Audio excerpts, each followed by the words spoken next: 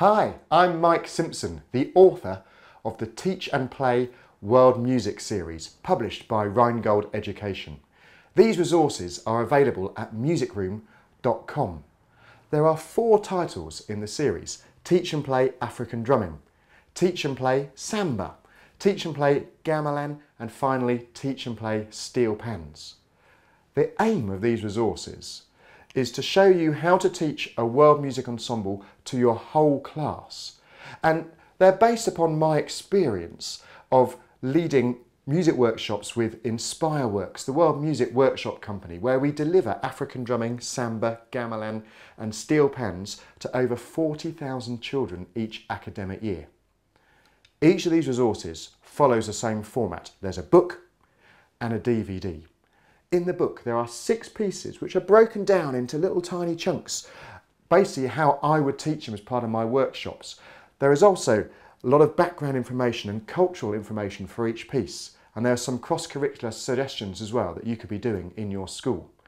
And then on the DVD there's myself and some groups of children, some students, showing you how to play these pieces using authentic instruments and also classroom substitutions.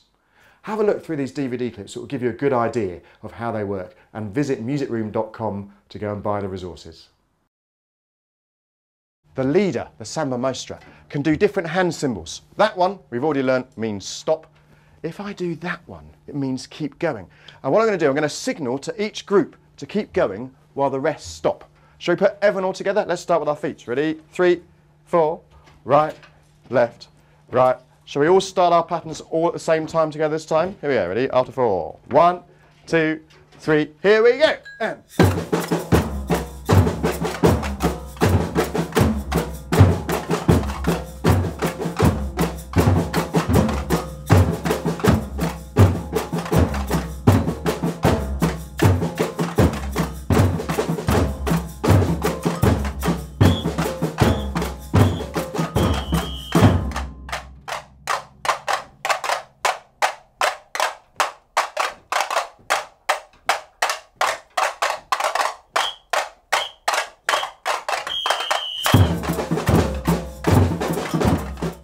so we're going to play it on our drums as tone notes initially first. What's for dinner? We're now going to make the word what's a bass note. Still we play it just once each. It's what's for dinner, mum? What's for dinner, mum? Me first. What's for dinner, mum? That's the first time. I'm then going to ask that same question for the second time. The second time I ask it, the response is eggs and baked beans. Eggs and are tone notes, baked beans are bass notes. So the whole thing goes, what's for dinner, mum? What's for dinner, mum? What's for dinner, mum? Eggs and baked beans. Let's try it. What's for dinner, mum? What's for dinner, mum? What's for dinner, mum? Eggs and baked beans. Sometimes we're supposed to make it look like these dancers are maybe trapped inside one of Bali's volcanoes. So we all put our hands in the air and do that at that point. Sometimes we're supposed to make it look like the actors are maybe stuck in some water or going through a river, so we do that. Sometimes we're supposed to look like the sun rising and the sun setting. Also, we're supposed to look like we are a rice field and each one of us is a blade of grass in that rice field and the wind has blown us all backwards. That is when the back person in each line is very important. They stay seated like this. Everyone else has to lean backwards on the person behind them and it looks like we've all fallen over. But we've got to keep our parts going for section 3 at the same time as doing all these movements. Let's try, ready?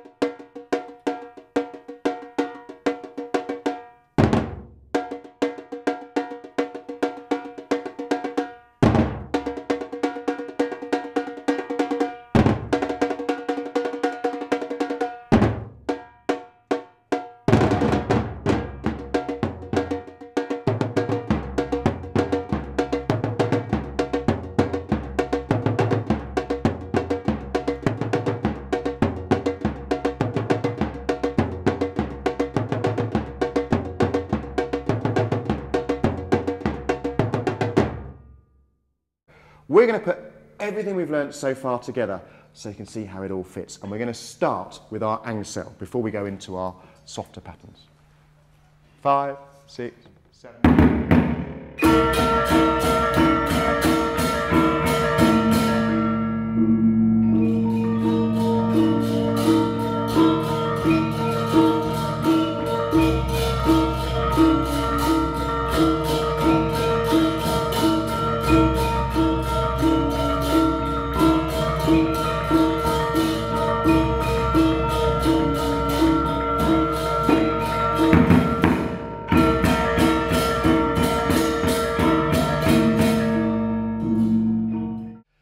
The next pattern goes like this.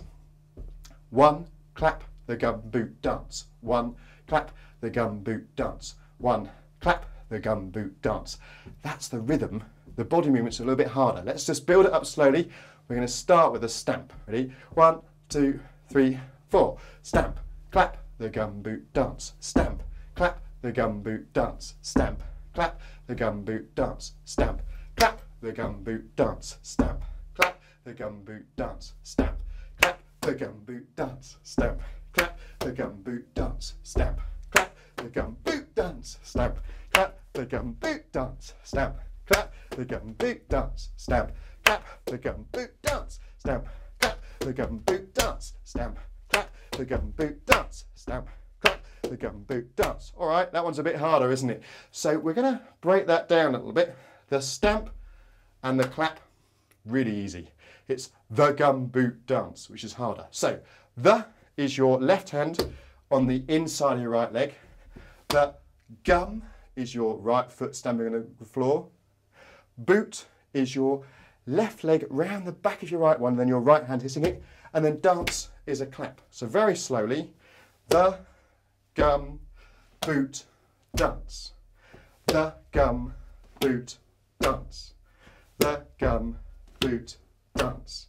The gum boot dance. We just need to add on the front of it, stamp, clap, the gum boot dance. Stamp, clap, the gum boot dance. Stamp, clap, the gum boot dance. Now I'll do the original speed. Stamp, clap, the gum boot dance. Stamp, clap, the gum boot dance. Stamp, clap, the gum boot dance. Stamp, clap, the gum boot dance. 1, 2, 3, 4, stop. So here's the piano part from Mashkanada, and the rhythm we're going to play is exactly the same as the surdo. Surdo, hip, hop, groove, surdo, hip, hop, groove.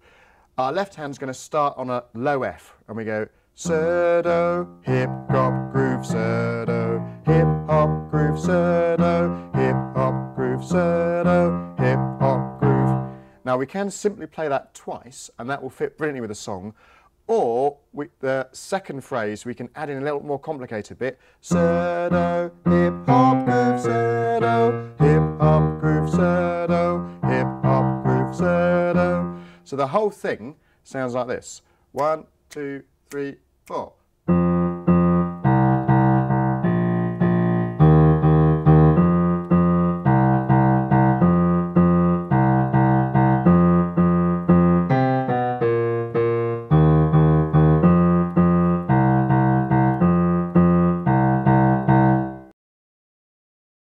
Crocodile had seen this strange sight in the sky, and being a cunning crocodile and also rather hungry, he decided to see if he could trick this gecko. Oh gecko, aren't you the most handsomest of geckos in the whole of Bali? Can't you climb the highest of bamboo walls? And aren't you the gecko who has the loudest croak? With that, the gecko couldn't withhold himself any longer, and he shouted, "Yes, I am he!" And he fell right down into the crocodile's mouth.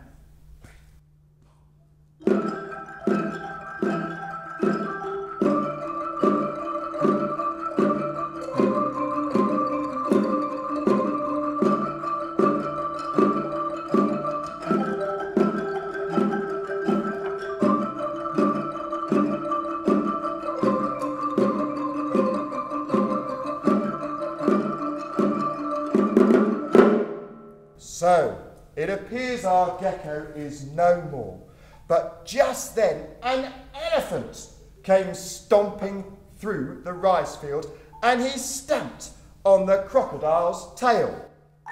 Ah! Ah! And out flew the gecko and ran away, a much more humble gecko, never ever to boast again. I am still the most handsome gecko in Bali.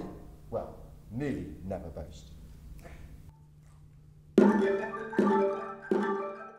All those parts fitted together sound like this, starting off with the engine room. Ready? 1, 2, 3, 4.